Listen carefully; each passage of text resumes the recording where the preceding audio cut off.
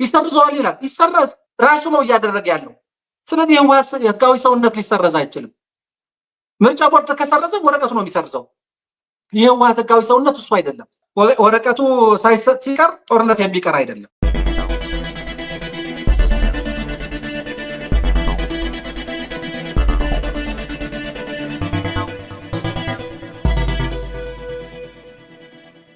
ህወሓት ከግንቦት 5 በኋላ ያበቃል ብለው ያከትማል ብለው እየተናገሩ ያሉ ከኛ ጋር የነበሩ ሰዎች ማለት በእነሱ ፕላን፣ በእነሱ እቅድ፣ በእነሱ አስተሳሰብ፣ በእነሱ አካሄድ ህወሓት እስከ ግንቦት 5 2017 ዓ.ም እንደማይቆይ ነበር የሚሰሩት። ልክ የፕሪቶሪያ ስምምነት ከተፈረመ በኋላ በዛው ሁሉም ነገር እንዲያበቃ ህወሓት ተበትኖ እንዲቀር ከውስጥ ሆነው በጣም ብዙ ስራዎች ነበር ሲሰሩ የነበሩት። ከውስጥ ከወጡ በኋላም ከውጭ ሆነው ያው መንግስታዊ ኃላፊነት ተጠቅመው የአስተዳደሩን ኃላፊነት ተጠቅመው በጣም ብዙ ስራዎች ሰርተዋል። ብቻ ቅድም እንዳልኩ የተፈጠረውን ጉባኤው የተፈጠረውን አመራር ከህዝቡ ጋር ከስትራቴጂያዊ አቅሞች ትግራይ ውስጥ ካሉ ስትራቴጂያዊ አቅሞች ጋር በመተባበር ያንን መሆን እንደማይችል አይቷል። ያንን መሆን እንደማይችል በደንብ ያዩ ይመስለኛል። አሁን በቀጥታ ወደ ጥያቄህን ለመምጣት የግንቦት 5 ጉዳይ ምንድነው? የግንቦት 5 ጉዳይ የኢትዮጵያ ብሔራዊ ምርጫ ቦርድ በነሐሴ 3 2016 ዓ.ም ለህወሓት ያዘጋጀውን ሰርቲፊኬት ምንድነው የህጋዊ ሰውነትን ጉዳይ በሚመለከት ተያይዘው ነው ነገሩ እየተነሳ ያለው። ማለት እንደምታውቀው ህወሓት ማለት በትግራይ ህዝብ ላይ የጄኖሳይድ ጦርነት ከታወጀ በኋላ በ2013 ጥር 10 ህወሓት ህጋዊ ሰውነት የለውም ወደ ጦርነት ገብቷል ምናምን ብሎ የኢትዮጵያ ብሔራዊ ምርጫ ቦርድ የህወሓትን ህጋዊ ሰውነት ሰርዣለሁ ብለዋል። ከዛ በኋላ ለሁለት ዓመታት ጦርነት ውስጥ ከቆየን በኋላ ጥቅምት 22 ወይም 23 2015 ዓ.ም ደግሞ የፕሪቶሪያ ስምምነት ተፈረመ። የፕሪቶሪያ ስምምነት የሴሴሽን ኦፍ ሆስቲሊቲስ ነው፣ ፐርማነንት ሴሴሽን ኦፍ ሆስቲሊቲስ ነው አግሪመንቱ። ስለዚህ በሁለት ወገኖች የተፈረመ ነው፣ በህወሓትና በፌዴራል መንግስት መካከል የተፈረመ ነው። እነዚህ ፈራሚ አካላት የእርስ በርስ መተዋወቅን ተሰጣጥተዋል። ግዴታዎች ሁለቱንም አካላት የሚፈጽሟቸው ግዴታዎች በዝርዝር በፕሪቶሪያ ስምምነት ላይ ተቀምጠዋል። ወደፊት በፖለቲካል ዳያሎግ የሚፈቷቸው ችግሮችና የዘላቂ ሰላም ለማምጣት ማድረግ ያለባቸውን ነገሮችን በሚመለከት በግልጽ ፍንቱ ብለው ተቀምጠዋል። የፕሪቶሪያ ስምምነት ዓላማዎችና ፕሪንሲፕሎችን በስምምነቱ በደንብ ተቀምጠዋል። ስለዚህ በዚህ ማዕቀፍ በፕሪቶሪያው ስምምነት ማዕቀፍ ውስጥ ዋናው ነገር እነዚህ አካላት የህወሓትና የኢትዮጵያ መንግስት ወይም የፌዴራል መንግስት የእርስ በርስ መተዋወቅ ተሰጣጥተው ወደፊት ማድረግ ያለባቸውን ነገሮች ካስቀመጡ በኋላ ወደ ህወሓት ስመጣ ህወሓት የፕሪቶሪያ ስምምነት ፈራሚ አካል እንዲሆን ገፍቶ የመጣው ፌዴራል መንግስት ነው። እኛ የፕሪቶሪያ ስምምነት ፈራሚ አካል መሆን አለበት ብለን ያሰብነው ወደዛ የተላኩ ሰዎችም ወክለው የሄዱት የትግራይ ክልላዊ መንግስት ነበር። ሆኖም ግን እዛ የሄዱት የትግራይ ወኪሎችና የኢትዮጵያ መንግስት ወኪሎች ጊዜያዊ አስተዳደር ለማቋቋም የነበረውን የተመረጠውን መንግስት ሳስፔንድ በማድረግ በማፍረስ አይደለም፣ ሳስፔንድ በማድረግ የጊዜያዊ አስተዳደር ይኖራል። ስለዚህ በጊዜያዊ አስተዳደር የሚተካ ከሆነ የነበረውን መንግስት በጊዜያዊ አስተዳደር የሚተካ ከሆነ ደግሞ ቀጣይ ግዴታዎችን ወደ ጊዜያዊ አስተዳደሩን ማሸጋገራችን ፈራሚ አካል ከሌለ የፕሪቶሪያ ስምምነት ስለሚቀር የሚቀጥለውን ቀጣይ ህልውና ያለውን ህወሓት ስለሆነ ለህወሓት እውቅና በመስጠት የፕሪቶሪያ ስምምነት ፈራሚ አካል እንዲሆን ነው የተደረገው። ለዛም ነው በቀጥታ የፕሪቶሪያ ስምምነት ከተፈረመ በኋላ የፌዴራል መንግስት የህዝብ ተወካዮች ምክር ቤት በህወሓት ላይ ምንድነው ተወስኖ የነበረውን ወይም የህወሓትን የአሸባሪነት ስያሜ ምክንያቱም በመጋቢት 2013 ዓ.ም ይመስለኛል የፌዴራል ህዝብ ተወካዮች ምክር ቤት በህወሓት ላይ የሽብርተኝነት ስያሜ ወስኖ ነበር። ስለዚህ ከፕሪቶሪያ ስምምነት በኋላ ከህወሓት የአሸባሪነት ስያሜ አነሳ። ከዛ በፊት የነበረንን ንግግር ህወሓት እንደ አዲስ ለመመዝገብ ሳይሆን የነበረውን የቀድሞ ህጋዊ ሰውነቱን በፕሪቶሪያ ስምምነት እንዲመለስለት ነው። ያንን ነው ያደረግን። የነበረንን መግባባት ከኢትዮጵያ መንግስት ጋር የነበረንን ስምምነት ያንን ነው። ግን ህጉ ሲወጣ ያ የነበረው የተሰረዘው ህጋዊ ሰውነት መመለስ ሳይሆን እንደ አዲስ ለመመዝገብ እንደ አዲስም ለመመዝገብ ያው አማጺ ነበርኩኝ የሚል ኮንፌሽን ምንድነው የጥፋተኝነት እምነት ያለው ነገር ሆኖ ነው የመጣውና አውቶማቲካሊ ህጉን ተቃወምን። ለኢትዮጵያ መንግስትም ኢንጌጅ አደረገ። ከኢትዮጵያ መንግስት ጋር ግንኙነት ተደረገ። የምርጫ ቦርድ ሰዎች ባሉበት አይ በህጉ ላይ እንደዚህ ብላችሁ የምትተረጉሙት ነገር እንደዛ አይደለም፣ እናንተ የተሰረዘ ህጋዊ ሰውነታችሁ ይመለስላቸዋል። ስለዚህ እዛ ላይ የተቀመጠውን የእምነት ክደት ምናምን ቃል መጻፍ አያስፈልጋችሁም፣ የተሰረዘውን ህጋዊ ሰውነታችን ይመለስልን ብቻ ብላችሁ መጠየቅ ትችላላችሁ ተባለ። ስለዚህ ኦኬ የተሰረዘውን ህጋዊ ሰውነታችን ይመለስልን የሚል ጥያቄ ቀረበ ማለት ነው። ምርጫ ቦርድ ያልተጠየቀውን መልስ ሰጠ። ነሐሴ 3 2013 ከዚህ ቀን ጀምሬ በህጉ መሰረት መዝግቤያለሁ። እናንተ የጠየቃችሁት የተሰረዘውን ህጋዊ ሰውነት ለመመለስ የሚያስችል ህግ ግን የለኝም ማለት።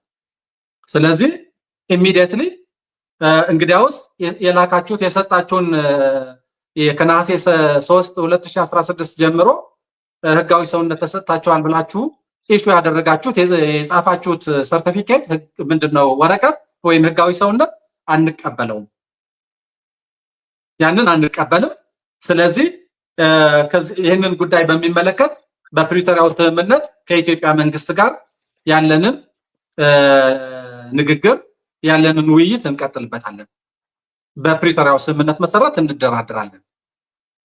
የሌለው ነገር ምንም በፕሪቶሪያው ስምምነት መሰረት ዘላቂ ሰላምን ለማምጣት በሁለታችን ላይ የተቀመጠውን ግዴታ እያንዳንዳችን የገባንበትን ኮሚትመንት እሱን የሚጥስ ስለሆነ የእርስ በርስ መተዋወቅን ወይም ሚቹዋል ሪኮግኒሽን የሚጥስ ስለሆነ በፕሪቶሪያው ስምምነት ያለውን ጉድ ፌዝ ፕሪንሲፕል የሚጥስ ስለሆነ ያንን አናደርግም።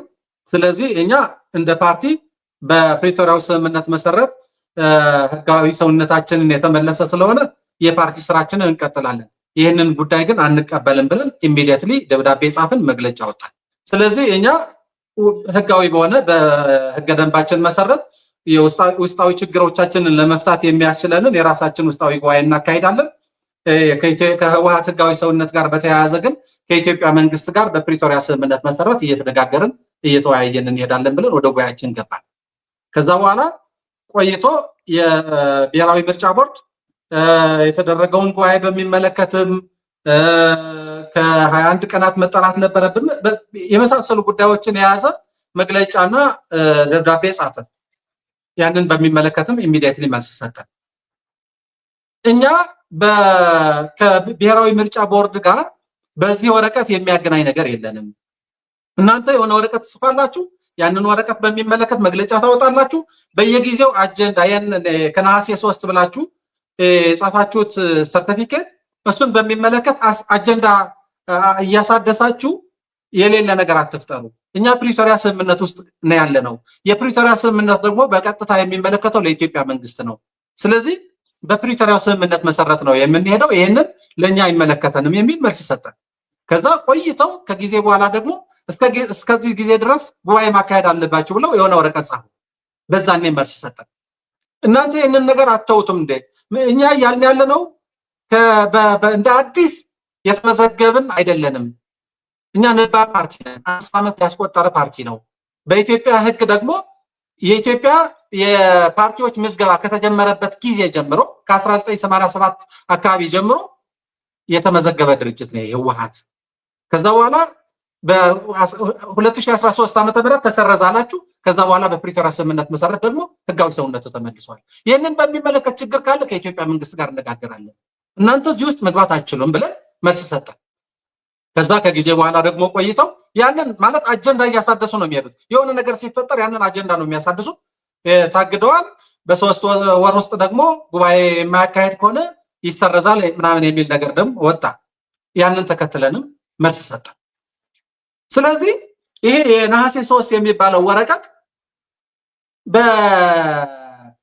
በኢትዮጵያ ብሔራዊ ምርጫ ቦርድ ብቻ እንደ ሌጋል የሚወሰድ በህወሓት ያልተቀበለው ወደዛም መግባት የማይፈልገው ወረቀት ነው። ያንን ከዛ ጋር የሚያገናኝ ነገር የለንም ብለን በተደጋጋሚ መልስ ሰጠናል። ስለዚህ አሁን ብዙ ሰው ያንን ከ3 ወር በፊት ወይም ከ2 ወር በፊት የተሰጠውን ማስጠንቀቂያና እግድ መሰረት አድርገው አሁን ምርጫ ቦርድ ያንን ወረቀት ቢሰርዙት ይላል። ያንን ወረቀት እኮ ሲጀምር እኛ አልተቀበልነውም ያልነው ወረቀት ነው። አልተቀበልነውም ያልነው ወረቀት ነው። ይሄ ወረቀት ከ6 ወር በፊት የመጣ ነው። የፕሪቶሪያ ስምምነት መቼ ነው የገባ ነው? የፕሪቶሪያ ስምምነት ደግሞ ከ2 ዓመት በፊት ነው የገባ ነው። የጊዜያዊ አስተዳደር ያቋቋመው መቼ ነው? ከ2 ዓመት በፊት ነው። ህወሓት በፕሪቶሪያ ስምምነት ውስጥ የገባ ከ2 ዓመት በፊት ነው። 2 ዓመት ከ6 ወር ወይም ከ5 ወር ይሆናል። ይሄ ወረቀት ደግሞ የ6 ወር ወረቀት ነው። ስለዚህ ከፕሪቶሪያ ስምምነት በኋላ ከ2 ዓመት አካባቢ በኋላ የመጣ ወረቀት ስለሆነ ከፕሪቶሪያ ስምምነት ጋር የሚያያይዝ ነገር የለውም። እኛ የፕሪቶሪያውን ስምምነት ይዘን ከፌደራል መንግስት ጋር ያለንን ኢንጌጅመንት እንቀጥላለን። የምርጫ ቦርድ ግን ሰጠው ቀማው ሰጠው አገድኩ እያለ በዛ ወረቀት ላይ መቆየት አይችልም ብለን እየተናገርን ያለ ነው። ኦኬ።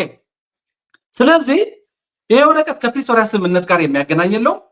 ከህወሓት ህጋዊ ሰውነት ጋር የሚያገናኝ ነገር የለውም። ይሄ ወረቀት በኢትዮጵያ መንግስትና በህወሓት መካከል የተፈጠረውን የፕሪቶሪያ ስምምነት ግንኙነትን በሚመለከት ምንም አይነት የሚያገባው ነገር የለም።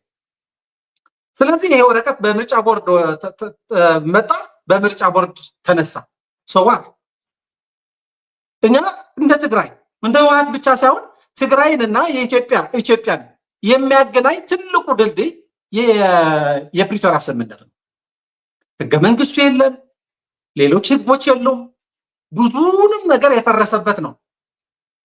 በጣም ቀጭን የሆነውን ገመድ ትግራይ ወደ ህገ መንግስታዊ ስርዓቱን ለመመለስ የሚያስችላትን ድልድይ ያለው በፕሪቶሪያ ስምምነት ነው። ስለዚህ የፕሪቶሪያ ስምምነት እስካለ ድረስ በህወሓትና በፌደራል መንግስትም ሆነ በትግራይና በኢትዮጵያ መካከል ያሉ በጣም ብዙ ችግሮች ለመፍታት የሚያስችለውን ማዕቀፍ የፕሪቶሪያ ስምምነት ነው። ስለዚህ በፕሪቶሪያው ስምምነት መሰረት እንቀጥላለን። ኦኬ።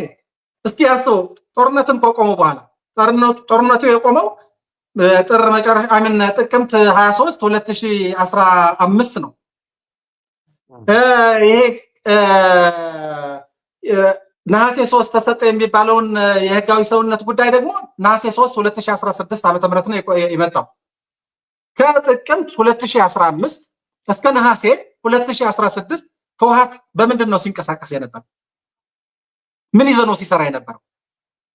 ሲሰራ የነበረው የፕሪቶሪያ ስምምነት ይዞ ነው ሲሰራ የነበረው። ስለዚህ ያንን ወደዛ ስታተስ ነው የምንሆነው። ያንን ስታተስ በምንም ታምር ሊነካ አይችልም። ያንን ስታተስ የሚነካ ነገር ከመጣ ቶታሊ ዳይሬክትሊ የፕሪቶሪያ ስምምነትን የሚያፈርስ ነገር ነው የሚመጣው ማለት ነው። የፕሪቶሪያ ስምምነትን የሚጎዳ ነገር ነው የሚመጣው ማለት ነው። ያ ደግሞ በቀላሉ የፕሪቶሪያ ስምምነት ለማፍረስ የኢትዮጵያ መንግስት በዚህ ደረጃ ይሄዳል የሚል እምነት የለኝም እኔ እንደግለሰብ። ህወሓትም እንደዛ አይነት እምነት የለውም። የሰላም ማዕቀፉን ዘላቂ በሆነ መንገድ ያገናኘንን ድልድይ በብሔራዊ ምርጫ ቦርድ ስህተት ለማፍረስ የሚያስችል እድል ይፈጠራል የሚል ለማፍረስ የሚያስችል ስህተት ይፈጸማል ብዬ አልገምትም። ስለዚህ በጣም ብዙ ሰዎች የሚሰጉት፣ በጣም ብዙ ሰዎች ጥያቄ የሚያነሱት ይሄ መሀል ላይ የተፈጠረውን ወረቀት መሀል ላይ ምርጫ ቦርድ ኢሹ ያደረገውን ወረቀት ሄዶ የፕሪቶሪያ ስምምነትን በሚያፈርስ መልኩ ኢንተርፕሬት እንዳይደረግ ነው እየፈራ ያለው ሰው።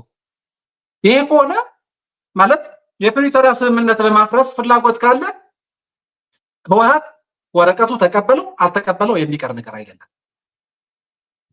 ፍላጎቱ ማለት የኢትዮጵያ መንግስት ፍላጎት የፕሪቶሪያ ስምምነትን ማፍረስ ከሆነ ግን አይመስለኝም። የኢትዮጵያ መንግስት የፕሪቶሪያን ስምምነት ጠብቆ የተፈጠሩ ችግሮችን በመፍታት ከዚህ በፊትም የተፈጠሩ ችግሮች ይሆናሉ፣ ከዛ በኋላም የተፈጠሩ ችግሮች ከዚህ በኋላም ለሚፈጠሩ አሁንም ለሚፈጠሩ ችግሮች ለመፍታት የሚያስችል ማዕቀፍ ፍሬምወርክ እኮ ነው የፕሪቶሪያ ስምምነት።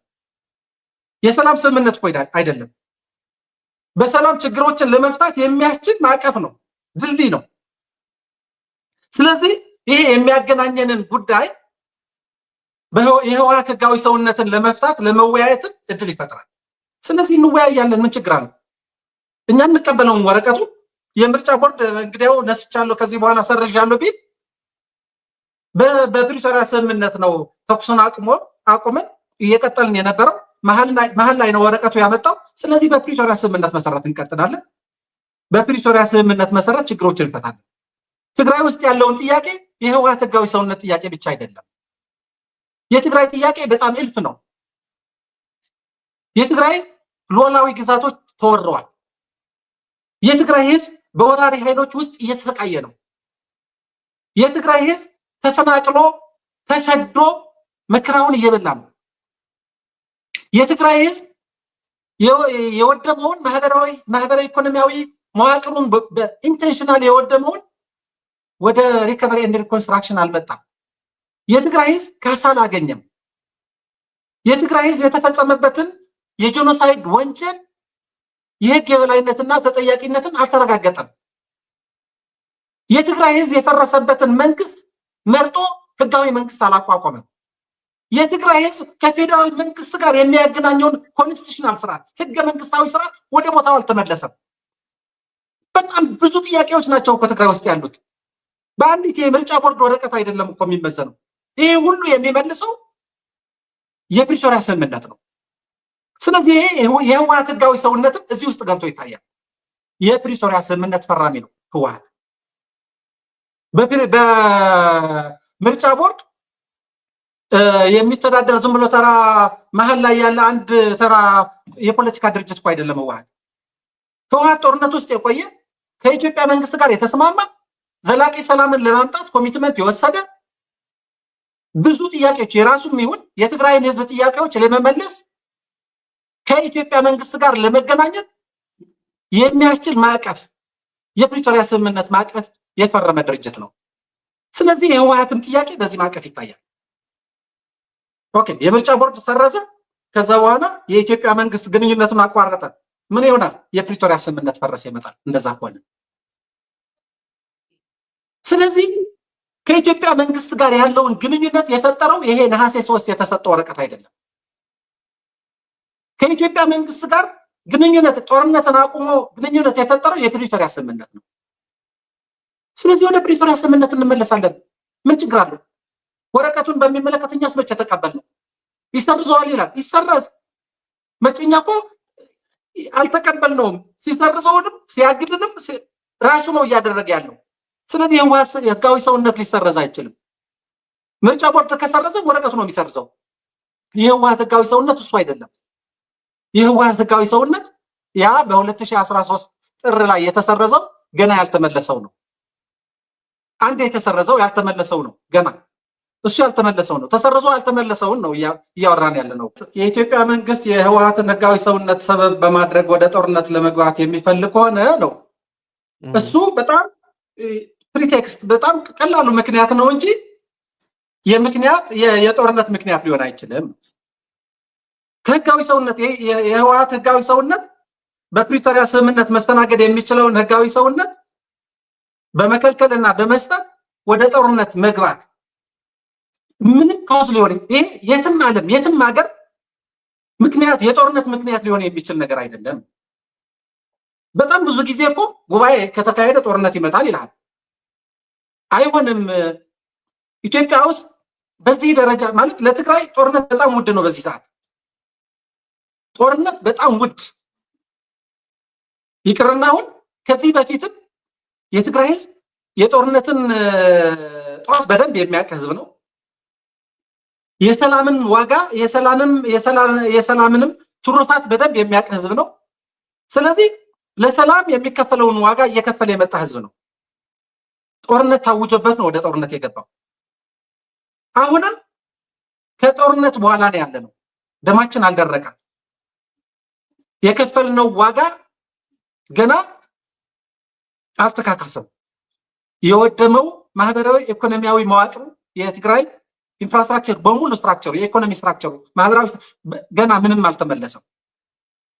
ትናንት እናውቀዋለን ጦርነት ማለት ነው። ስለዚህ ተውና የድሮ የትናንቱንም ስለምናውቀው በአጠቃላይ የትግራይ ህዝብ የጦርነት ፍላጎት የለውም። ህወሓትም የጦርነት ፍላጎት የለውም። ወደ ጦርነት ለመግባት የሚያስችል ምክንያቶች የሉም ብለን ነው የምናምነው። በዚህ ሰዓት በሁለታችንም መካከል ያሉ ችግሮች ለመፍታት የሚያስችለን የፕሪቶሪያ ስምምነት አለ። የፕሪቶሪያ ስምምነት ቅድም እንዳልኩ ድሮ የነበሩ ችግሮች ያለፉ ችግሮች ሳይሆን ብቻ ሳይሆን አሁን ያሉ ችግሮች ቀጥሎ ሊመጡ የሚችሉ ችግሮችን ለመፍታት የሚያስችል ማዕቀፍ ነው የፕሪቶሪያ ስምምነት። ስለዚህ የፕሪቶሪያ ስምምነት ያለ ለምን የህወሓት ህጋዊ ሰውነት የጦርነት ምክንያት ይሆናል? ለምን ሰበብ ይሆናል? የጦርነት ፍላጎት ካለ ይሄንን የፕሪቶሪያ ምንድነው የምርጫ ቦርድ ብሔራዊ ምርጫ ቦርድ ኢሹ ያደረገውንም ሰርቲፊኬት ተቀብለን ወደ ጉባኤ በእንገባ ራሱ ጦርነት አይቀርም። የጦርነት ፍላጎት ካለ የጦርነት ፍላጎት ከሌለ ነገሩን በሰላም መፍታት ነው አላማችንና ግባችን ከተባለ ደግሞ ይሄንን አንቀበልም፣ ትክክለኛ አይደለም። በፕሪቶሪያው ስምምነት መሰረት የእርስ በርስ መተዋወቅ ተሰጣጥተናል። ስለዚህ ጥፋት በሚመለከት ካውዝ ኦፍ ሞር በሚመለከት በህግና በፖለቲካል ዳያሎግ ሴትል የሚደረግ ነው። እኛ የጥፋተኝነትን ጉዳይ ተቀብለን ህጋዊ ሰውነት እንደ አዲስ አንቀበልም ብለን ካልን ታዲያ ምንድነው እየተባለ ያለው የሚለውን ቁጭ ብለን የተፈጠረውን ፍሬምወርክ ተጠቅመን ሃይ ሌቨል ፓነል አለ፣ የአፍሪካ ህብረት ሃይ ሌቨል ፓነል አለ፣ ይህንን ስምምነት የፕሪቶሪያ ስምምነት አለ፣ ባይላተራል የሆነ ሪሌሽኖች አሉ ከኢትዮጵያ መንግስት ጋር ባይላተራል የሆነ ግንኙነት አለን። ስለዚህ እነዛ መሰረት አድርገን ችግሮችን እንፈታለን። የጦርነት ፍላጎት ከሌለ ማለት ነው። በእኛ በኩል የጦርነት ፍላጎት የለም፣ ለጦርነት የሚሆን ምክንያትም የለም ብለን ነው የምናምነው። ምንም ለጦርነት እንዴ ይሄ የጦርነት መግባት ከአስፈላጊ ቢሆን ኖሮ የህወሓት ህጋዊ ሰውነት አይደለም ምክንያት የሚሆነው ትግራይ ውስጥ እስካሁን እኮ ተወረርን ያለ ነው። የምዕራብ ትግራይ ህዝብ እኮ በወራሪ ኃይሎች ስር ውስጥ ነው ያለው። እዛ ውስጥ ያለው ህዝብ እኮ እየከፈለ ያለው ዋጋ ባርነት እኮ ነው እየኖረ ያለው። የትግራይ ሉዓላዊ ህገ መንግስታዊ ሉዓላዊ ግዛቶች እኮ ተወረዋል። እስካሁን ጸለም ተወረዋል። ራያ ገና ያልተፈቱ በጣም ብዙ ችግሮች አሉ። ምዕራብ ትግራይ ደግሞ ሙሉ በሙሉ ያን የሚያክል በጣም ትልቅ ምክንያት ለጦርነት ምክንያት የሚሆኑ ነገሮች እንኳን ወደ ጦርነት አላስገቡንም። ያኮኑ ትክክለኛ የትም ሀገር ይሄ ቫይታል ኢንተረስት ነው። በየትኛውንም ሀገር ጦርነት ወደ ጦርነት ለመግባት አንደኛው ምክንያት ሉዓላዊ ግዛትን መወረር ነው። አንድ ህዝብ ሉዓላዊ ግዛቱ ከተወረረ ወደ ጦርነት ነው የሚገባው። ይሄ ቫይታል የሚባል ናሽናል ኢንተረስት ነው። ግን እሱን ችግሩን ያንን ችግር በዛ ምክንያት እየከፈልን ያለነውን ዋጋ ተቋቁመን የሰላም ተስፋ አድርገን ችግሮቹ በሰላማዊ መንገድ ይፈታሉ ብለን እኮ ነው ያለፈውን 2 ዓመታት ዋጋ እየከፈልን ያለነው። ጦርነቱ የተጀመረው 2013 ስምምነቱ የመጣው 2015 ከዛ በኋላ እስኪየው በፕሪቶሪያ ስምምነት እኮ የፕሪቶሪያ ስምምነት እኮ 2 ዓመት አለፈው። መሰረታዊ የትግራይ ህዝብ ችግሮች እኮ አልተፈቱም። የትግራይ ህዝብ ለምን ወደ ጦርነት አልገባም? ምክንያቱም በሰላሙ ተስፋ አልቆረጠም። ስለዚህ የህጋዊ ሰውነቱ ካልተቀበለ ጦርነት ይኖራል ተብሎ ከተነገረ ህጋዊ ሰውነት አይደለም የጦርነት ምክንያት ሊሆን የሚችለው ሰበብ ነው ሊሆን የሚችለው። ስለዚህ የፌደራል መንግስት ወይም የኢትዮጵያ መንግስት እየፈለገ ያለው ይህንን ሰበብ አድርጎ ወደ ጦርነት ለመግባት እየፈለገ ነው። ስለዚህ ህጋዊ ሰውነቱን ካልተቀበላችሁ ጉባኤ ካላደረጋችሁ ወደ ጦርነት ሊገባ ይችላል ከሆነ ነገሩ የኢትዮጵያ መንግስት የጦርነት ፍላጎት ካለው ያንን አሜን ብለን ተቀብለን ጥፋተኝነት ተቀብለን ጉባኤ ብናደርግ ራሱ ጦርነት አይቀርም የጦርነት ፍላጎት ካለ። ምክንያቱም ችግሮች በጦርነት ይፈታሉ ከተባለ ወረቀቱ በመስጠት ጦርነት የሚቀር ወረቀቱ ሳይሰጥ ሲቀር ጦርነት የሚቀር አይደለም። እንደዛ አይደለም። ከወረቀት ጋር የሚገናኝ ጦርነት አይኖርም። ይሄ እኮ የወረቀት ጉዳይ እኮ ነው። የህጋዊ ሰውነት ጉዳይ እኮ ነው። ስለዚህ አሁን እኮ ገና በጣም ያልተፈቀደም እንዳልኩ እኮ በጣም ያልተፈቱ የትግራይ ችግሮች አሉ። ስለዚህ ትግራይ ውስጥ ካሉ ችግሮች የህወሓት ህጋዊ ሰውነት መመለስና አለመመለስ ትግራይ ውስጥ ካሉ ችግሮች አንዱ ነገር ይሆናል። አንዱ ኢለመንት ነው። ከትግራይ ሉዓላዊነት በላይ አይሆንም። አይደለም፣ እንደዛ አይደለም። ከትግራይ ተፈናቅሎ ወይም እዛ ውስጥ በተወረሩ አካባቢዎች ውስጥ ከሚሰቃየው ጉዳይ በላይ እኮ አይደለም።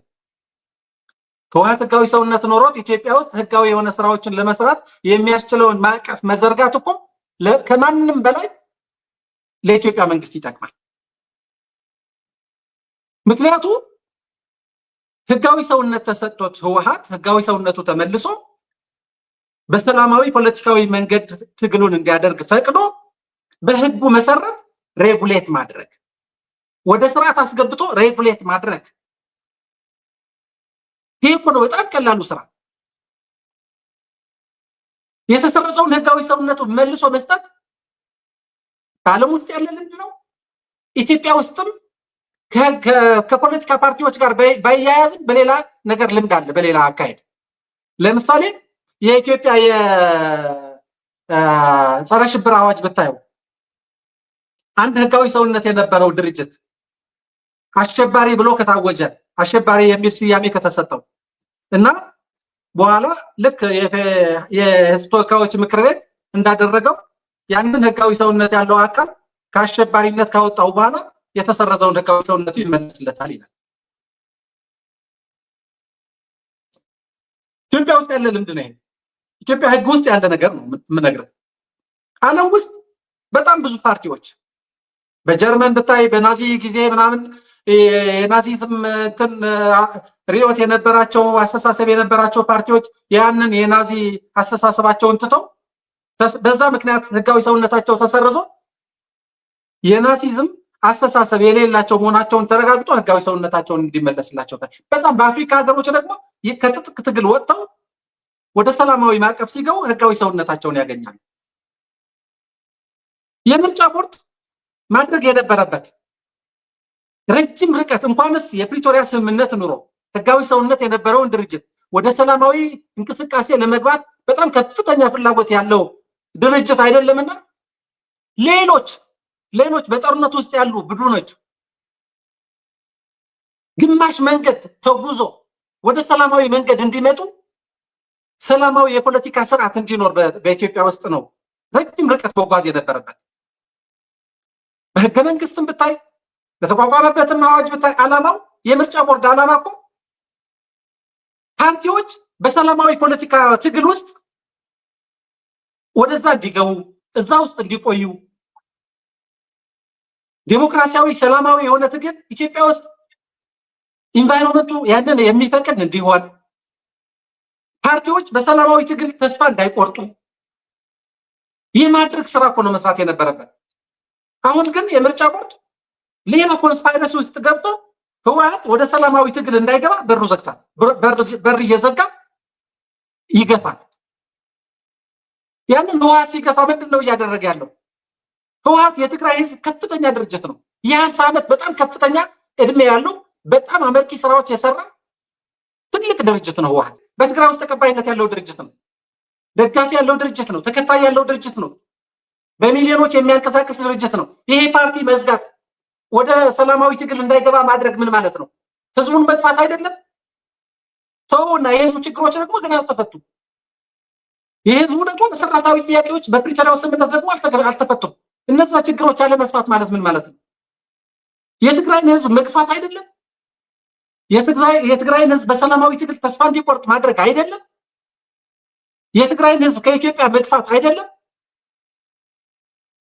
ስለዚህ በአጠቃላይ እኔ ማይንድ ሴት ነው የምለው በኢትዮጵያ መንግስት ላይ ያለውን ማይንድ ሴት ህወሓትን በሚመለከት ሊሆን ይችላል፣ የትግራይን ህዝብ በሚመለከት ሊሆን ይችላል፣ የትግራይ የኢኮኖሚ ተቋማትም የሚመለከት ሊሆን ይችላል፣ የትግራይን ነጋዴዎች የሚመለከት ሊሆን ይችላል፣ የትግራይ ማንኛውንም ሰው የሚመለከት ሊሆን ይችላል። የኢትዮጵያ መንግስት ማይንድ ሴት ይህንን ህዝብ የደረሰበትን ጉዳት ከደረሰበትን ጉዳት በመካስ ከዛ ችግር እንዲወጣ ለማድረግ የመደገፍ ነው ወይስ በዛ ችግር ውስጥ እንዲኖር የማድረግ ነው? ያ ነው መሰረታዊ ጥያቄው። ኬዞች ስታደርጋቸው የህወሓት ህጋዊ ሰውነት ሊሆን ይችላል፣ የሉዓላዊነት ጉዳይ ሊሆን ይችላል፣ የትዕምት ጉዳይ ሊሆን ይችላል፣ የምናምን የባለሀብቶች የብድር ጉዳይ፣ የባንክ ጉዳይ ኬዞች ይሆናሉ። እነዛ ኬዞች ናቸው። ዋናው ነገር ግን የትግራይ ህዝብን በሚመለከት እነዛ ትግራይ ውስጥ ያሉ ተቋማት ናቸው። ትግራይ ውስጥ ያሉ ብሔራዊ ተቋማት ናቸው ወይም ግለሰቦች ናቸው።